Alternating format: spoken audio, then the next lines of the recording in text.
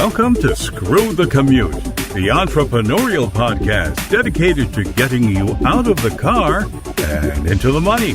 With your host, lifelong entrepreneur and multimillionaire, Tom Antion. Hey everybody, it's Tom here with episode 1118 of Screw the Commute podcast. Today we're going to talk about perils of partnerships. Yikes. I got my own story and I'll tell you another story about a nightmare thing. All right, hope you didn't miss episode 1117, 1117, and that was exercise snacks. And I'm not talking about food here, okay, at all. It's just short exercise things you can do when you're sitting too long in front of this computer. Really a good episode there. Anytime you want to get to a back episode, you go to screwthecommute.com/ and any episode number. That was 1117.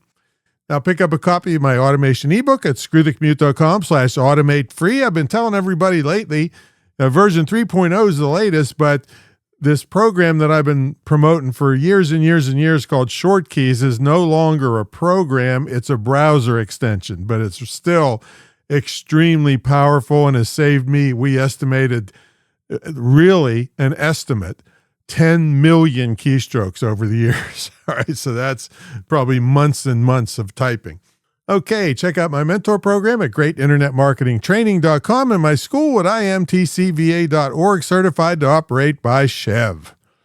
Okay, let's talk about the perils of partnerships. Now, I've personally lived through this, but I was just watching this video by a guy named Lucas Botkin. He is, or was, the founder, I guess he still is the founder, of T-Rex Arms. It's a multi-million-dollar now company, but he started it in his garage for $2,000 of his own money. And I'll tell you what, I'm going to put in the show notes a link to a YouTube video that he is explaining to all his followers why he quit the company. He started the company. So I'll give you the short story here. So he was building the company up. He was hiring his brothers. I think he had 3 brothers, and even some of their wives were working at the company. I think there's 70 more, or so employees, and the company's growing like crazy. And so one day the brothers come to him and say, we'd like to be partners rather than just employees. And I think from what it sounded like, he's the baby of the family. All right. So he bootstrapped this business and it's growing like crazy. And they wrote up an agreement that made him lose the majority interest in the company so he could be kicked out. All right. It's just crazy. His own family, what it appeared to me, just took advantage of him and made this agreement up. And it went on for years where they were arguing and they were treating his wife like crap. And she was offering to work for free, because there was systems that needed help and she was going to do it for free and they wouldn't have her, didn't even answer him. And he got to the point where he just wanted to buy them out and get them out of there. And they wouldn't even respond to his offers for payment to get rid of them. And so he finally talked to his pastor and he decided, I just got to get out of here. I can't take this the way they're treating my wife. And it's a Christian kind of company, supposedly. That's what I hate, the fake Christians out there. But anyway, so he tells his whole story about this and how he got out. And now he's starting some other businesses. But terrible. His own family kind of screwed him over.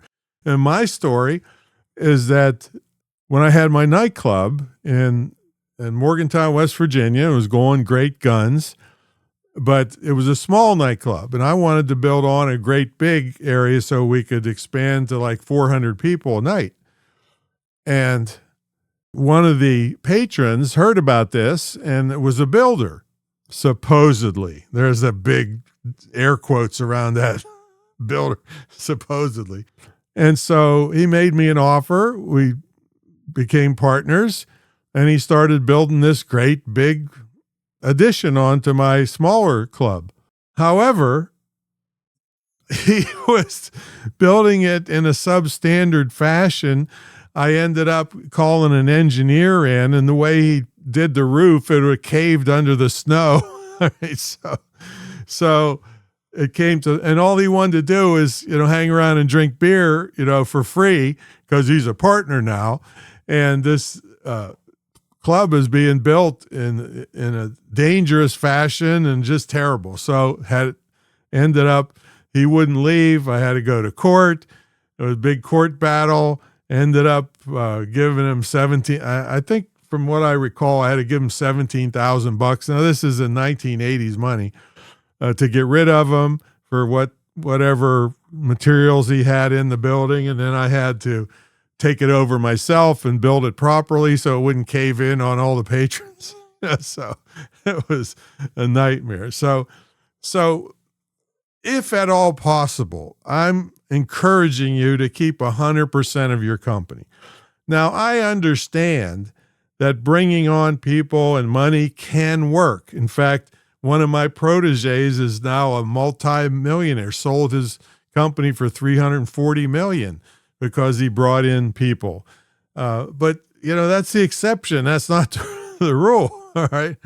And so I want you to keep 100% of the company yours if possible. Now, a lot of listen to this, some of the failures, the estimates from, now there's no exact figures on this, all right, because a lot of little companies just go under and quietly go back to working at Burger King or wherever, I don't know.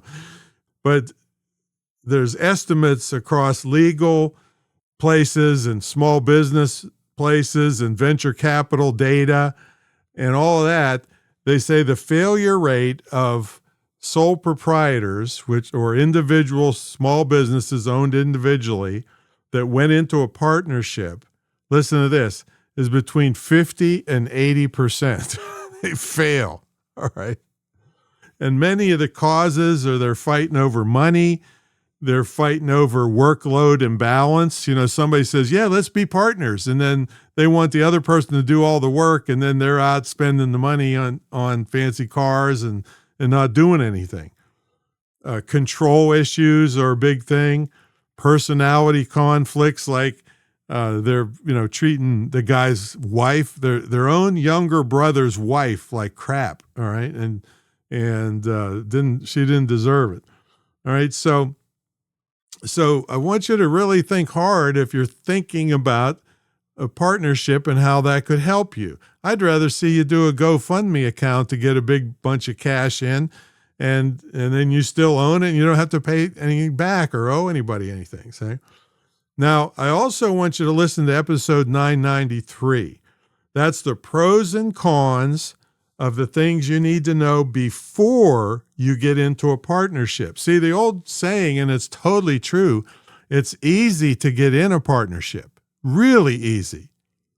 It's many times a freaking nightmare to get out, like I had, and mine wasn't even the worst of the worst. I mean, this poor guy with a multi-million-dollar company started out of his garage, and his own family, pushes him out or makes him want to leave. So listen to episode 993. That's screwthecommute.com/993, and really think this through.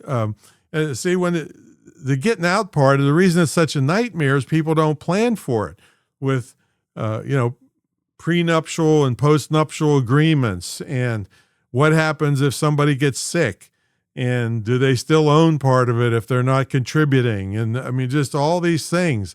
Sometimes if they're worried about somebody getting sick, or what if they die, and the spouse wants to come over and take their place. I'm thinking Erica Kirk kind of thing, but they're not competent. And I'm not saying she's not competent. Everybody else is, right? But you can fund that with insurance and and what the valuation of the company when somebody dies, or or whatever. If they just want to leave, how do you value it if the one partner wants to buy the other one, and a lot of times there's more than one partner. So all this stuff has to be thought out in advance so that there's no arguments at the end. There still could be arguments, but thinking this stuff out ahead of time usually helps reduce the arguments because people agreed to all this stuff in advance. Now, typically a lot of them forget about it. Oh, well, that was a long time ago, but now things are different. I want, $1 million, or, whatever it is. But anyway, that's episode 993, screwthecommute.com/993 on the pros and cons of and the things you need to know before you get into a partnership. Okay, so that's my story, and I'm sticking to it. And make sure you check out my school at imtcva.org.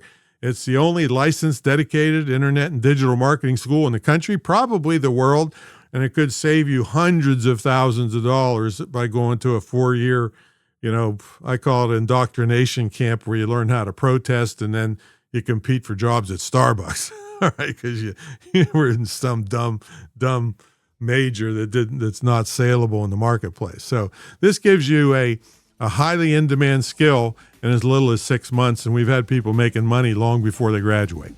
All right, that's my story, and I'm sticking to it. We'll catch you all in the next episode. See you later.